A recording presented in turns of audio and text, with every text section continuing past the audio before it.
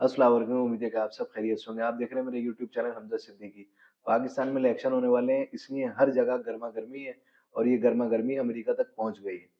वज़ीर ख़ारिजा अमेरिका के उनसे एक सवाल किया गया कि क्या पाकिस्तान में जो इलेक्शन हो रहे हैं, वो उसमें धाँधली होगी या वो शफ़ाफ़ होंगे? आप उसमें क्या किरदार अदा कर रहे हैं? आप क्या समझते हैं? तो अमरीकी वज़ीर ख़ारिजा ने सबसे पहले जवाब दिया कि हम चाहते हैं कि वहाँ पे फ्री और फेयर इलेक्शन हो, जो कि वो अवाम का हक है। पाकिस्तानी अवाम जो भी चाहेंगे वही होगा। और उसके बाद इस तरीके की बातें की गई, क्या मिलिट्री लीडरशिप या मिलिट्री जो है एंगेज है इसमें सियासी मामलात में, या इससे पहले जो जो भी हालात और वाक़यात हुए हैं, क्या उसमें अमेरिका एक्स वज़ीर आज़म से जो है नाराज़ था, इसलिए जो है किरदार अदा किया और ऐसा कोई काम किया। तो उसमें उन्होंने कहा कि साइफ़र वाला मामला या कोई और, ये हम पहले भी वाज़ेह कर चुके हैं कि हमने ऐसा कोई भी इक़दाम नहीं किया, ना ही हम करना चाहते हैं, ना ही हम कभी करेंगे। और इसके बाद एक सवाल और किया गया कि क्या अमेरिका को अड्डे नहीं दिए, पाकिस्तानी बेसेस नहीं दी, इसलिए ये सारी चीज़ें हुई। तो उन्होंने कहा कि ऐसा कुछ भी नहीं है, ये सारे मामलात बिल्कुल अलग हैं। उस पे उनका वज़ीर-ए-आज़म की सीट से उतरना बिल्कुल अलग है। तो ये चीज़ वाज़ेह करते चले और उसके बाद उन्होंने कहा कि पाकिस्तान में फ्री और फेयर इलेक्शन देखना चाहते हैं, जो कि वहाँ पे होंगे और ये अवाम का हक भी है। अब अगर दूसरी तरफ चलें, तो चीफ जस्टिस काज़ी फ़ाइज़ ईसा साहब ने सुप्रीम कोर्ट में ये कहा है कि कोई भी शख्स ताहयात जो है नाअहल नहीं हो सकता। और उसके बाद जो है उन्होंने उस वकील से सवाल किया कि क्या ये 5 साल की जो है मुद्दत है या फिर 5 साल से ज़्यादा नाअहली की मुद्दत है। तो इस पे अगर हम बाकी जो 3 दिन में जो हालात और वाक़यात चल रहे थे, इसमें पीटीआई का एक बयान सामने आया और उसमें कहा गया कि जब तक काज़ी फ़ाइज़ ईसा हैं, तो जो है इंसाफ़ नहीं मिलेगा। और उसके बाद ये बात बताई गई कि नहीं, ये इस तरीके का कोई बयान दिया नहीं गया है। और उसके बाद काफ़ी जगहों पे ये सुनने में आता रहा है कि जो पाकिस्तान की अदलिया है या पाकिस्तान का जो निज़ाम है, वो धर्म-भरम है, इंसाफ़ का कोई भी जो है मामला यहाँ से नहीं उठता। लेकिन अब जो है कुछ चीज़ें पीटीआई के फ़ेवर में गई हैं और जो बानी पीटीआई है उनके भी फ़ेवर में जा रही हैं। तो ये मामला एक एक तरफ है और दूसरी तरफ इनकी तनकीद। तो पहले तो मैं ये बताना चाहूँगा कि ये जो इन्होंने एक चीज़ अपना ली है कि अगर इनके खिलाफ कोई केस आए, तो वो सारे गद्दार हैं, वो मुल्क के जो हैं चोर हैं और एक्स वाई ज़ेड जो भी वो इस तरीके की बातें करते हैं। और अगर उनके हक में आना शुरू हो जाए तो वो फिर बहुत अच्छे हैं, यही अदालत जो है बहुत अच्छी हो जाएगी और यही अदलिया, यही चीफ जस्टिस जो है बहुत ही कोई बेहतरीन हो जाएगा।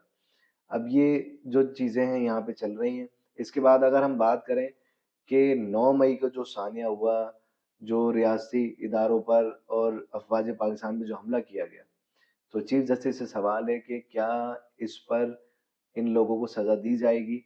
और दूसरा ये है कि जो भी फ़ौजी अदालतों को कलअदम करार दिया गया था, क्या उस पे आप नज़रसानी करेंगे?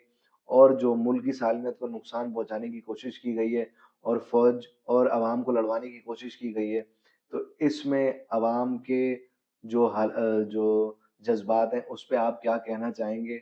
और कानून के मुताबिक जो भी चीज़ें आप इन लोगों के तवज्जुह से देख रहे हैं, आप उसमें क्या करना चाहेंगे? कि क्या अगर साइफ़र वाला केस या जो और केसेज़ हैं, उसमें अगर इनको जो है रिहाई मिल भी जाए, तो क्या 9 मई वाले वाक़ये पे इन लोगों को सज़ाएँ होंगी?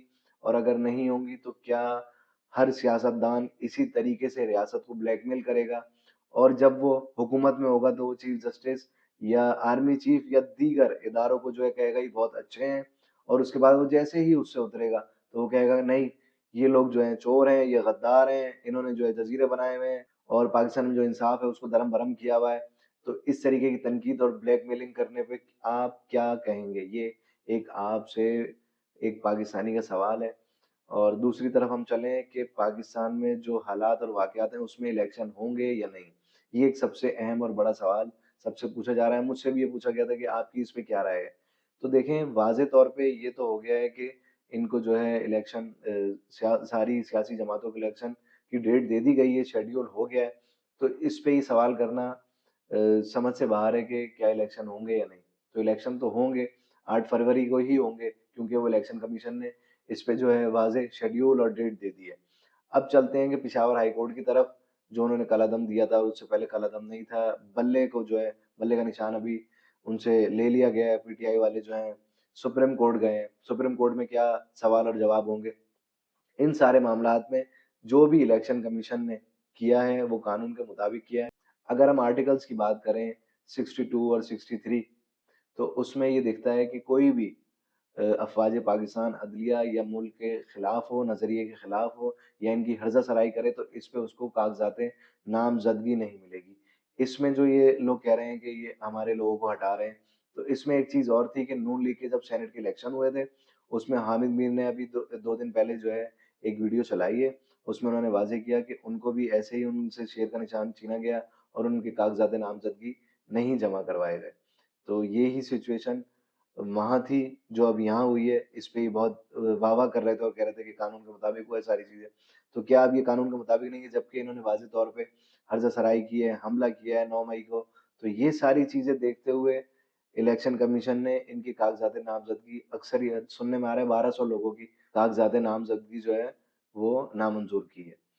अब अगर इनके बल्ले की बात की जाए कि वो बल्ला क्यों जो है इनको नहीं दिया जा रहा, जो इंतखाबी निशान है, तो उसपे इलेक्शन कमीशन का कहना है कि जो इंट्रा पार्टी इलेक्शन होता है, वो ठीक से नहीं हुआ और जब ठीक से नहीं हुआ, इनके आपसी जो इलेक्शन है वो सही नहीं हुए, तो ये किस कानून के मुताबिक जो है ये इलेक्शन लड़ सकते हैं और ये कैसे अहल हो सकते हैं, जो आपस में इलेक्शन करके मुत्तफ़िक नहीं हो सकते, कि इलेक्शन लड़के कैसे इस 22 करोड़ 25 करोड़ अवाम को जो है सँभाल सकते हैं। आज का व्लॉग यहाँ पे इख्तिताम हुआ। उम्मीद है कि आपको ये बात समझ आई होगी और लोगों तक ये बात पहुँचाएँ। अपनी वोट की जो ताकत है उसको साथ रखें।